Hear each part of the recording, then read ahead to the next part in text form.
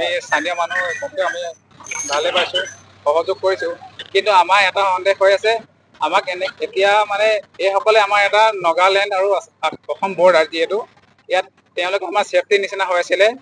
আমাক এতিয়া প্ৰায় এই অঞ্চলৰ মানুহখিনিয়ে ভয়ভীত হৈ আছে, যাতে কাইলৈ নাগা মানে সকলে কিবা এটা অসমীয়া মানুহখিনিক আমাৰ যিখিনি চলোৱা মানুহ ইয়াত সেইসকলক কিবা এটেক কৰিব বা কিবা উপদ্ৰৱ চলাব সেনেকুৱা সবে শংকিত হৈ আছে। সেইকাৰণে আমি স্থানীয় যুৱক হিচাপে আমি অনুৰোধ জনাইছোঁ অসম চৰকাৰে অতি সোনকালে ইয়াত আমাৰ আছাম বেটেলিয়ন বা আছাম ৰাইফল কিবা এটা ব্যৱস্থা কেম্প দি পিনে আমাক যাতে সুৰক্ষিত কৰি ৰাখে। আমি অসম চৰকাৰলৈ হিমন্ত মামা ছাৰলৈ আমি অনুৰোধ জনাইছোঁ, আমি যাতে আগতে যেনেকৈ আছিলোঁ ইয়াৰ এভেকশ্যনৰ পিছতো আমি যাতে সেনেকে থাকিব পাৰোঁ, আমি তাৰে আশা কৰি আমি অসম চৰকাৰক আমি এটা অনুৰোধ জনাইছোঁ। এভেকশ্যনৰ নটিচ পোৱাৰ লগে লগে আমাৰ গাঁৱত সোমোৱাহি নাই, অলৰেডি মুছলিম গাঁৱত সোমাই ঘূৰি ফুৰিছে। তেওঁলোকে দাবী ধমকি দিছে নেকি? আমাক একো দাবী ধমকি দিয়া নাই এতিয়ালৈকে। মানে ভৱিষ্যতত মানে আমালৈ এটা মানে হেৰি আহিব পাৰে, আমি সেইটো পিছত আকৌ কিবা দিগদাৰ কৰে নেকি সেইটোৱে আমাৰ এতিয়া ভয় বেছি। আহিছে নেকি নৌকাটো অহা নাই, ইয়াত ঘূৰিয়ে আছে এতিয়া। পিছত যদি আৰু কিবা অসুবিধা হয় আমি আৰু কি হ'ব, এতিয়া দেখিছোৱে চকুৰ আগত সিহঁতৰ এনেকা হোৱা, আমাৰো কেতিয়াবা ভৱিষ্যত হয় নেকি সেইটোৱে চিন্তা লাগি আছে। নাই, আমাকতো একো অসুবিধা কৰা নাই। আগতে ইফালে কৰিছিলে যদি আমাৰ ইয়াত নাই হলে একো অসুবিধা পোৱা নাই আমি।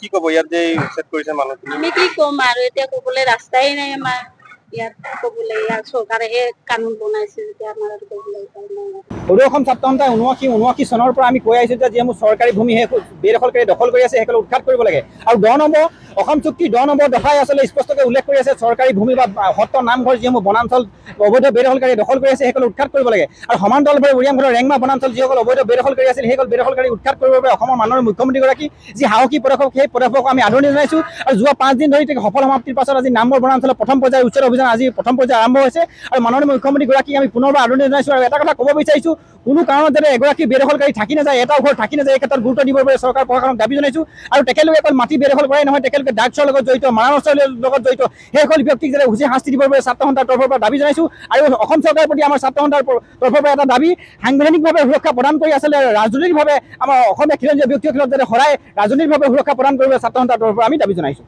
কাইলৈলৈকে ৰেংমা সংৰক্ষিত বনাঞ্চলৰ উচ্ছেদ প্ৰক্ৰিয়া চলি আছিল।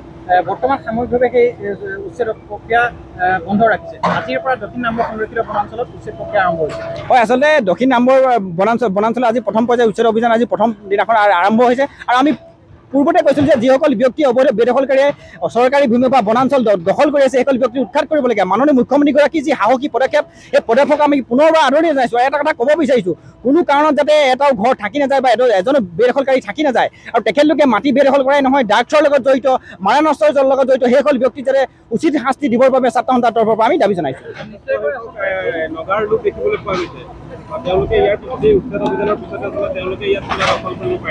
আচলতে অসম নাগালেণ্ড এটা সীমান্ত নাগা ৰাজ্যৰ লগত এটা আগ্ৰাসনৰ বিভিন্ন মত হৈ আছে। আমি এটা কথা ক'ব বিচাৰিছোঁ, কোনো কাৰণত যাতে উচ্ছেদ কৰা অঞ্চলসমূহ যে অসমৰ মানচিত্ৰৰ পৰা হেৰাই নাযায়, এই ক্ষেত্ৰত আচলতে বিভিন্ন ব্যৱস্থা ল'বৰ বাবে মাননীয় মুখ্যমন্ত্ৰীগৰাকীক আমি অনুৰোধ জনাইছোঁ। আচলতে এইটো আমাৰ ছাত্ৰ সন্থাৰ নামো এগৰাকী ব্যক্তিৰ নাম জড়িত হৈছে। আমাৰ গোলাঘাট জিলা ছাত্ৰ সন্থাই তেখেতলোকে স্পষ্ট কৰিছে। আৰু যিসকল ব্যক্তি আচলতে অমানৱীয় কাণ্ড কৰিলে সেইসকল ব্যক্তিক উচিত শাস্তি দিবৰ বাবে ছাত্ৰ সন্থাৰ তৰফৰ পৰা আমি দাবী